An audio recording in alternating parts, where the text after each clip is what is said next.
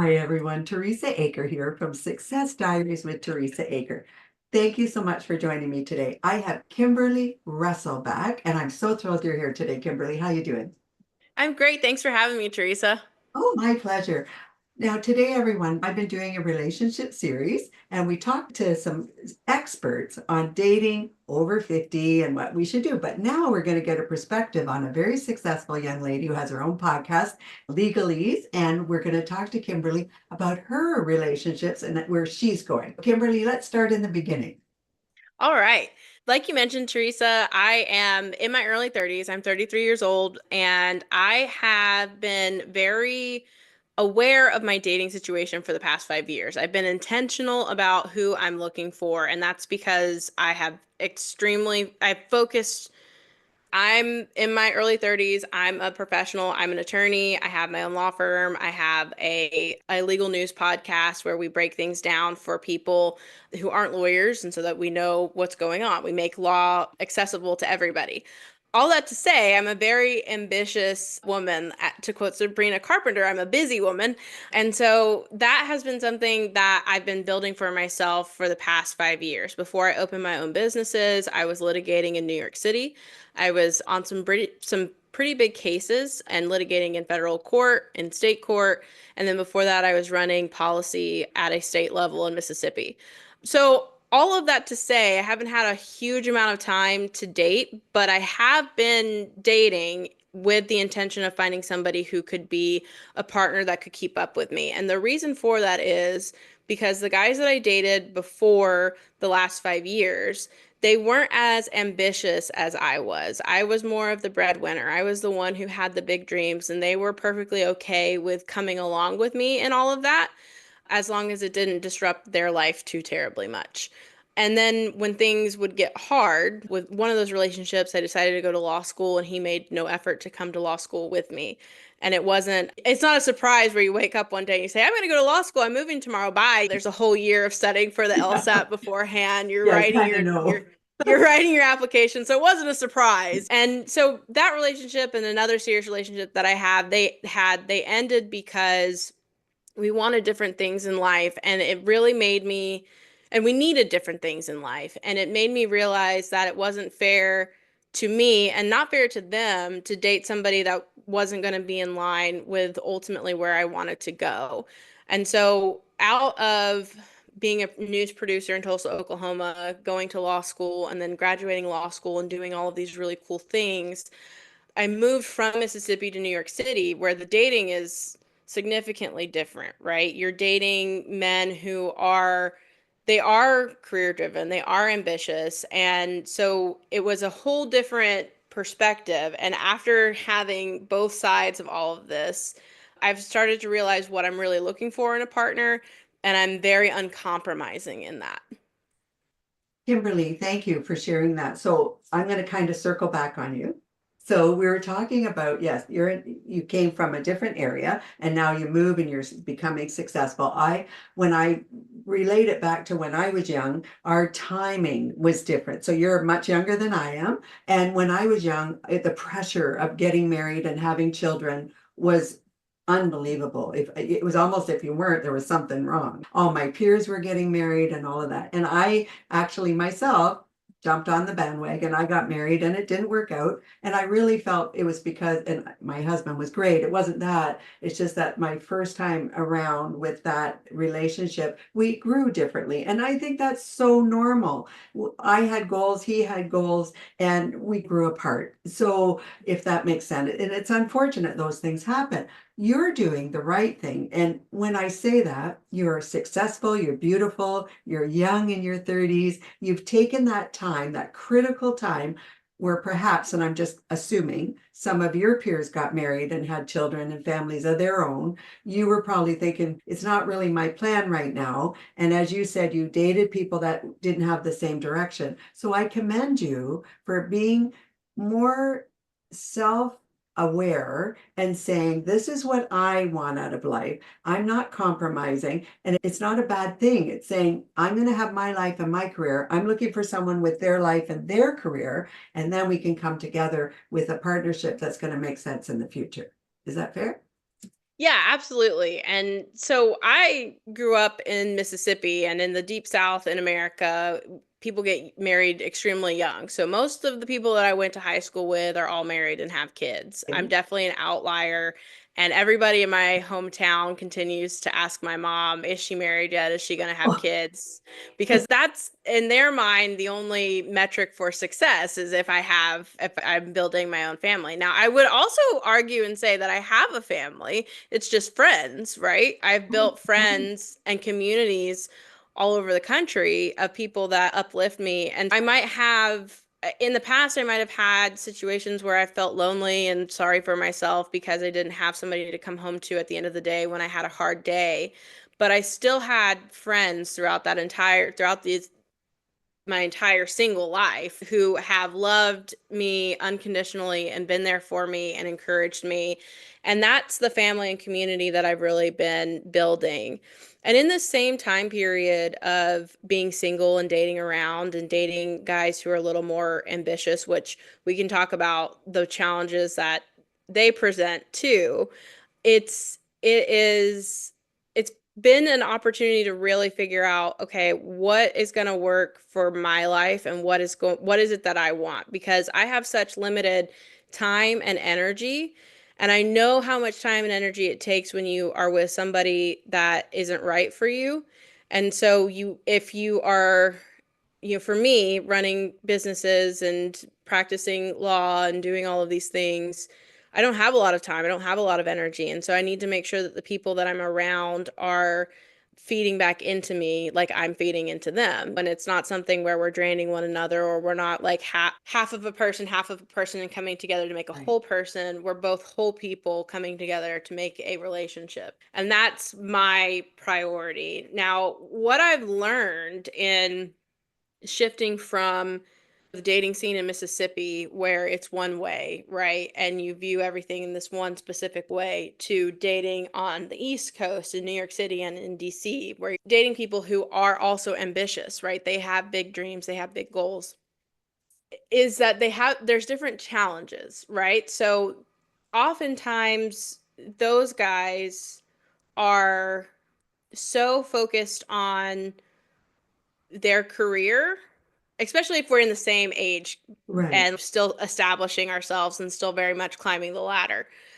Those guys are very focused on their career and they want somebody to be beside them as like an accessory, right? So while women, this is my experience, and people might have different experiences. So while I'm home in New York City or DC, mostly in New York City, crying about not having somebody to come home to at the end of a really hard day at work, they are wanting somebody that they can have on their arm while they go to their holiday party, or like Right. it's like an accessory. And so both of those mindsets, I feel like there's a loneliness in that, and of and an expectation that this person is going to fill this thing, but you're not seeing that person as for who they are and for what they want and as a whole independent person. I want, if somebody comes into my life that I want to settle down with, I want to see that person wholly as he is and all of his dreams and desires. And I want him to see me the same way.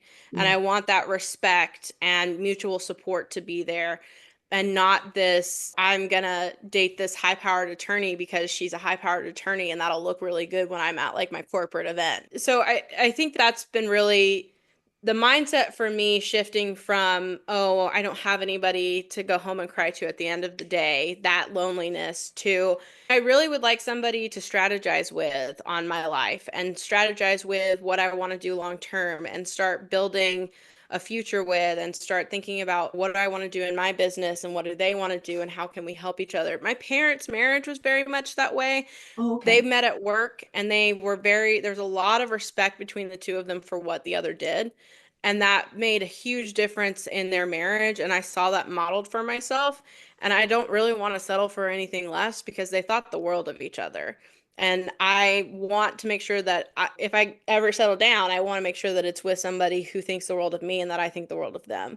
And that's a tall order. And that's not necessarily somebody that you're going to meet on a second date off of Hinge. Like that's, you have to really get to know people and understand what they're about and not think of them through this lens of they're the accessory to my life that makes me like that I'll be complete once I have this and my car and my house and my kid and all of those things. Like this is a whole person that has their whole life, just like I do, just like you do. So that's how my mindset has shifted. Sorry. I get that because as you are looking for that relationship, you had to find what made sense for you. You had to be, we use the word selfish and that's wrong, but you have to be selfish. You have to find you before you can go further and find that person that's going to make sense in your life. And then I wanted to ask you, did you feel like when you were dating, you used the word respect? And that's so important because you're right. Is it respect because you've achieved things? Are they respectful because you're growing? Are they respectful because they're growing and they have their dreams and their aspirations? So what is the respect? And it must be a different world to be reaching out and finding men that are on that train. And where I'm going with this is the respect side. You want to be respected and you want to respect them. And I really think that is the key. Kimberly, I met my husband that passed away this time when I was 32. I had outgrown that in insecurity time. He had his career, I had mine. We got brought together a partnership that was unbreakable. And we had such a good life together. I had a lovely 30 years with him and it was the best marriage ever. It's not that I didn't love my first husband. I just wish I had met this type of person in my first marriage that would have lasted longer, if that makes sense to you. It does. And I think part of what you're talking about is that when you're young, you still don't know who you are. That's right. When you're in your 20s, you're still figuring out what it is that you want. And anybody who is trying to self-improve constantly, we are figuring out who we are and what we want all of the Yeah. time. But you become more unapologetic about that when you're in your 30s. In your 20s, you're still a little susceptible to peer pressure. That insecurity is there a lot more. You're thinking, what do I need to do to fit in? And I have friends who got married young who they have a great relationship. So I don't want to say that there's any No, I one agree. right, any one way that's right or wrong, but for me, as somebody who is ambitious and has a desire to do some pretty big things in my life, it was important for me and really fortunate that those relationships didn't work out for me when I was younger because I would be in a completely different situation than I am now. That's exactly what I mean. If we can't do the woulda, coulda, shoulda, but if you do the work in the beginning and perhaps you sacrifice the emotional side for the business side or your dream side, whatever it is, and you're right, it's not right or wrong. Because if somebody wants to have a family and wants to have children, there's nothing wrong with that. That's wonderful. And I commend everybody for that. The thing is that people like yourself that are ambitious, that is a whole different group. And I think there's more women today that are more ambitious in business. And that again, that's a general statement.